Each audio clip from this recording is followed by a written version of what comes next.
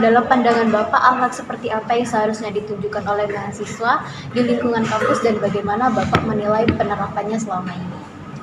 Oh ya, akhlak ya. Kalau akhlak itu memang sesuatu yang penting ya.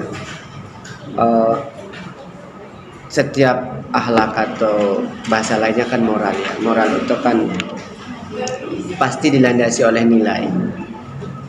Nilai-nilai itu bisa bersumber dari nilai agama, bisa bersumber dari norma hukum, kesopanan, ataupun juga norma hati nurani atau kesusilaan. Dan semua itu sudah ada panduannya. Nilai itu kalau bersumber dari agama, norma agamanya sudah ada dari wahyu. Namun memang saat ini kalau kita melihat, kalau pandangannya Pak Muji itu, era disruption ini menginterferensi atau membawa nilai-nilai lain, nilai-nilai baru. Nah, jadi kalau ditanya bagaimana pandangan terhadap nilai, ada memang nilai moral atau sikap yang memang berbeda. Dan tentu penting bagi kita membaca itu agar bisa mengambilkan jalan tengah. Artinya nilai-nilai moral dari agama, nilai-nilai moral dari kesopanan yang sudah diturunkan, ini harus diajarkan juga, diperkenalkan agar tidak terjerumus dengan nilai-nilai baru. Tetapi metodenya yang harus diseimbangkan. Apa metodenya? Ya metodenya harus benar-benar didialogkan agar jangan sampai didoktrin. Nilai agama itu bahkan mungkin tidak akan diterima kalau dengan cara yang kasar, keras gitu. Karena mereka sudah punya interferensi nilai lain. Nah itu. Nah artinya di sini Pak Muji ingin menjelaskan sebenarnya kita nggak bisa menyalahkan generasi ini. Nilai-nilai itu banyak. Salah satunya nilai agama. Tinggal bagaimana memperkenalkan itu secara benar. Itu. Nah. Jadi menurut Bapak untuk penerapannya sejauh ini mungkin bisa lebih dikembangkan lagi Bapak, agar bisa diterima oleh remaja. Betul. Nah di sini bagaimana dosen membuat semacam jembatan antara nilai agama, salah satunya nilai moral. Moral itu tentu berdasarkan dari kearifan lokal, itu kan banyak. Mungkin hari-hari ini kan kita atau generasi kita nggak tahu bahasa-bahasa lokal atau nilai-nilai lokal itu karena sudah terkikis, maka harus diperkenalkan. Oke, itu yang mau dimaksudkan.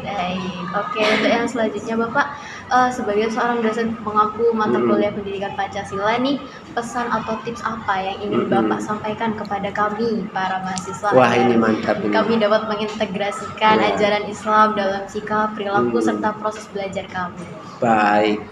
Semester berapa? 1. Semester 1 ya. Nah ini kalau gitu, kalau semester 1 ini sederhana saja ya yang ingin saya sampaikan. Dan itu kalau di dalam kitab hadis itu memang disampaikan di pertama. Misalkan salah satu hadis itu innamal a'malu binniyah. Segala sesuatu itu dimulai dari niat.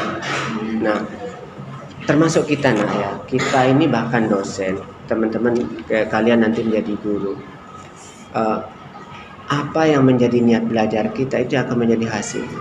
Kalau niat belajarnya untuk menuntut ilmu, mendapatkan ilmu yang bisa membawa kebaikan bagi umat, untuk menghilangkan kejahilan diri, kebodohan diri, maka itu yang akan kita peroleh. Tetapi kalau ingin eksistensi itu sama ketika misalkan jadi pendidik. Kalau misalkan Pak Muji sebagai dosen niatnya hanya melaksanakan tugas agar mendapatkan gaji, maka itulah orientasi siswa-siswanya. Termasuk kalian nanti kalau misalkan sampean sudah jadi guru, niat mendidiknya apa? Jadi jangan salahkan siswa kalau siswa nakal. Kenapa? Niat kita harus kita koreksi. Ini pesannya dari hal yang sangat sederhana, yang paling dasar tadi. Makanya Pak Muji sampaikan, kan tadi pertanyaannya Islam ya. Islam sangat menekankan yang hal tersebut terkait dengan niat ya. Amal, innamal a'malu binniyah. Amal itu adalah segala perilaku yang kita lakukan yang tentu didasarkan dengan nilai, tindakan yang didasarkan dengan nilai. Nah artinya bahkan kalau niat kita baik dalam menjalankan tugas menuntut ilmu, kemudian mengajar, mendidik, maka itu juga menjadi amal ilmiah, amal ibadah. ibadah secara ghairu mahdah kan. Iya. Karena semua aktivitas kita diwajibkan oleh Tuhan untuk beribadah. Kita tidak diutus untuk selain itu kan. Iya. Mana ibadah kita, ya belajar ini ibadah kita gitu. Yang mahdohnya nanti yang sholat. Itu pun ada kebaikan dari hal yang tindakan itu baik secara fisik maupun secara secara psikis gitu. Itu kira-kira nangkep nggak kira-kira? Ya, nangkep, Itu Bapak. aja deh pesan Pak Muji itu hanya diniat saja gitu kan. Integrasinya kan itu yang paling mudah dan paling fundamental menurut Pak Muji. Jadi untuk tipsnya kepada kami para mahasiswa mungkin yang baru ya semester 1 itu niatnya dulu. Niatnya dulu. Iya. Jadi sebelum berangkat kuliah, Bismillahirrahmanirrahim. Yang Islam ya. Iya. Insyaallah. Ya kalau yang Iya. lain ya mungkin sesuai Iya. dengan agamanya. Saya kira itu niat ini penting nak. Bismillah, kalau niat kita sudah lurus, sudah baik, jalan itu akan terbuka. Baik. Ada satu-satu saya tambahkan ya sebagai literasi. Ini direkam ya? Iya. Oh iya. Nah mungkin sebagai literasi bersama ya. Maksud saya gini, Imam Malik waktu ditanya, pernah beliau berkata begini, ketika ditanya oleh muridnya, apa niat imam waktu menuntut ilmu? Niat saya ingin menjadi orang yang kaya. Gitu. Loh, nggak boleh dong kayak gitu. Masa nuntut ilmu niatnya menjadi orang kaya gitu. Memang Imam Malik ini kan sebelum jadi imam beliau ini saudagar. Jadi bisnisnya dikembangkan dulu, bisnisnya udah berkembang, baru dia berdakwah. Nah makanya Imam Malik, tidak selesai di situ dulu pernyataan saya.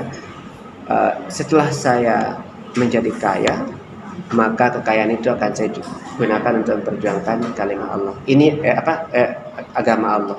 Jadi memang itu kan sumber daya. Kita juga butuh sumber daya. Boleh kita berniat secara fikihnya itu niat kita itu agar kita eksistensi atau misalkan agar kita bisa mencapai karir tertentu. Tapi lillahi ta'ala itu harus tetap ada. Itu yang nilai substansi, nilai Pancasila ya. Sila pertama sebagai fondasi. Apapun dikembalikan lillahi ta'ala. Itu sebenarnya pesannya kenapa sila pertama itu menjadi sila yang fondasi ya. Lillahi ta'ala, sehingga apapun yang kita lakukan nanti akan bermanfaat untuk kemanfaatan. Bukan berarti lillahi ta'ala itu tidak punya progres. Kita harus sukses. Sukses itu untuk memperjuangkan umat gitu. Nangkap ya? Oke, Bapak. Oke, sangat menginspirasi ya tipsnya. Oke, terima kasih Bapak. Ya, sama-sama. Sudah meluangkan waktu. Ya, sehat selalu. Wawancara ya. Oke,